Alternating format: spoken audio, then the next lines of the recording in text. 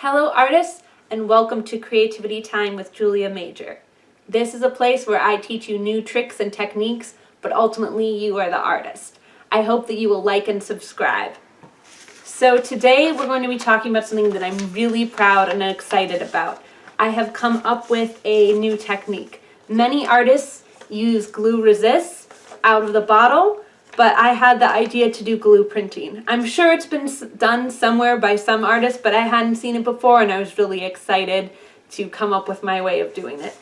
So when I first started this, I was getting stuff that looked like this in this. Not great, not much. But then I engaged and persisted. I tested some things, I stretched and explored, and I came up with this, and this. By watching this video, I'm going to show you what I learned by engaging, persisting, and stretching, exploring, so you don't have to make the mistakes that I made. But I wanted to say first that making mistakes is part of being an artist. These videos are edited, and so you don't see all the times I tried things, all the mistakes I made, and sometimes we make things look shorter.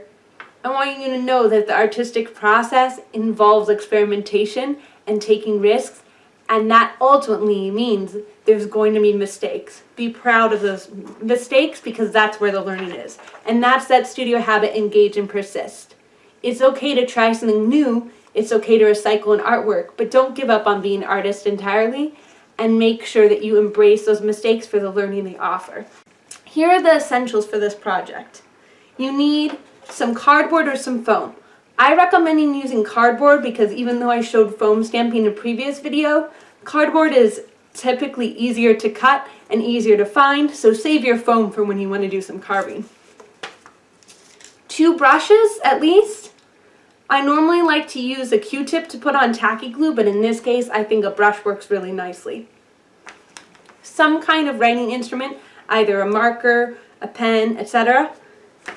Some watercolor, a scissors, and most importantly, some tacky glue. If you don't have tacky glue, you can use Elmer's, but I find tacky glue works better for this for a number of the techniques I show. But like I said, if you have to use Elmer's, go ahead and use Elmer's. Of course, you're going to also want some paper. And one cool extra trick I'm going to be showing you at the end, so make sure to stay tuned for that, is going to use these little glass beads. You could also use some biodegradable glitter or something else that you wanted to sprinkle on like sand. Let's get started.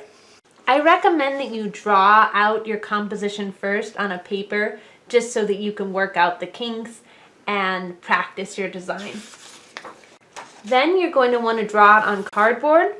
You'll notice I didn't use a waxy cardboard here. Unlike when we did the watercolor marker stamps, there's no need to have a second layer of waxy cardboard. You can just use a thick cardboard. And you want a thick cardboard so that the stamp is lifted off from the base layer. You can also use foam, but I recommend cardboard because the foam carving technique doesn't really work well for the glue.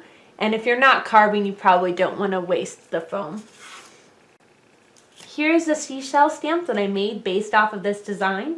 One trick that I didn't think of when I made the previous video, and I've realized now, is if you draw your design on the cardboard and then cut it out one piece at a time, cutting then gluing, cutting then gluing, cutting then gluing, you can make sure that your pieces don't get disorganized and flipped around on you. And it can get surprisingly difficult when your pieces get flipped around on you, so I really recommend that. So I poured my tacky glue out in a puddle, and then I'm going to put it onto my stamp. This stamp, as you can see, is foam, but like I said, I would probably say don't waste your foam on this, just use some cardboard. Put it on quite thick, thicker than you would put on ink on a stamp. Once a stamp has been used for this, it is difficult to return to using paint on it. With tacky glue, you can, and it's not the end of the world. With Elmer's, I've found it can really make your stamp stick to the paper later. And I actually had that issue in a previous video when I was stamping my turtle stamp. It ripped off some of the paper. So once you decide it's a glue stamp, especially if you're going to be using Elmer's and not tacky, I recommend it stays a glue stamp. This technique I'm going to show here is another reason that I prefer the tacky over the Elmer's. If you're just going to do the main image, the Elmer's works fine. But if you want to start carving into the stamp, the Elmer's will pull back in and get rid of the design. But with this tacky glue, you can actually make different marks on it. Sometimes it takes a couple of goes and you might need to wipe. The ends of these brushes are a little big, so I would probably pick a brush with a slightly finer end to it. You can carve all sorts of designs. It's just like sgraffito painting. If you're doing one of the stamps like the seashell, you can also use the back of your brush to re-carve out areas if glue falls between the crevices. And it's good to do one little check to make sure that you don't have any major glue points on the side, especially if you have a thinner stamp like I do here, so that you're not accidentally getting glue blobs on the side of your artwork. So now let's print. Place your paper on top. You can do it the other way, but I find this way tends to work best. And then I actually, especially if I'm using Elmer's glue, it's not as big a deal with the tacky, but I like to flip it back around so that it's not going to get crazy dripping anywhere, so you can easily pull like this and go there. This one wasn't a spectacular stamp. You can see that it refilled in some of the areas. Play around with your ratios. I think this will still be interesting when I paint over it as a resist though. This is going to take 24 hours to dry. I've tried to do it sooner. It's actually seemed like it was ready sooner, but then it actually ended up not working quite as well. So you really want to give your glue the full dry time. That's why I'm going to be doing the watercolor with the stamp I've already done before. So now we'll get to painting our resist. It's called resist because the paint doesn't want to go where the glue is. It's good to go pretty opaque with the color for this, really grab a lot. So when I first did this, I thought it didn't quite work and I was disappointed because I was just putting the watercolor on and leaving it there. But then I realized I could take a little bit of paper towel, wet my paper towel slightly, and wipe. Then it will come off the areas of the glue, but stay in the areas that are just paper. And you can decide to leave on a little bit of streak if you like that, or to really clean it up. The choice is yours. I like it to be a little rough. I think it's fun. It makes it look more like a batik, which is a kind of wax resist on fabric. I find I get better results if I do the paper toweling pretty early on. So do a little section, then paper towel, then do another section. And as I said, make sure to wet your paper towel a bit. It helps. Make sure, by the way, that the brush you use for this is clean of any tacky glue.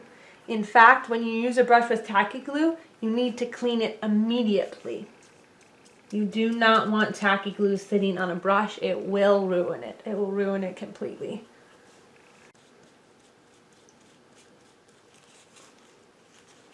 That's what it looks like if you don't wet the paper towel. And here's what it looks like if you do wet the paper towel. You can see the difference it makes. At the end of this, you may also want to paper towel your watercolors a bit.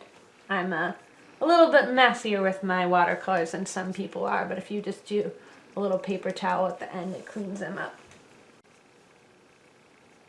And voila! Last but not least, I'm going to show you how you can use your stamp to add objects to your artwork.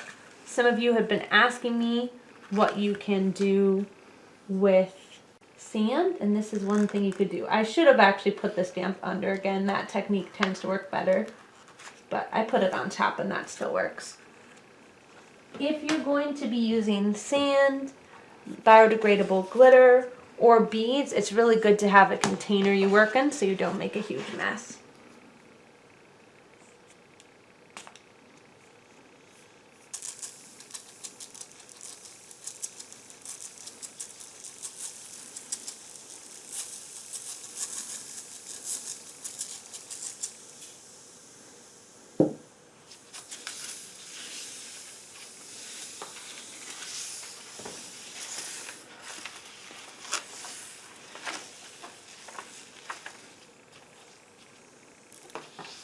And then just use your container to put your beads back into the jar. And that's it.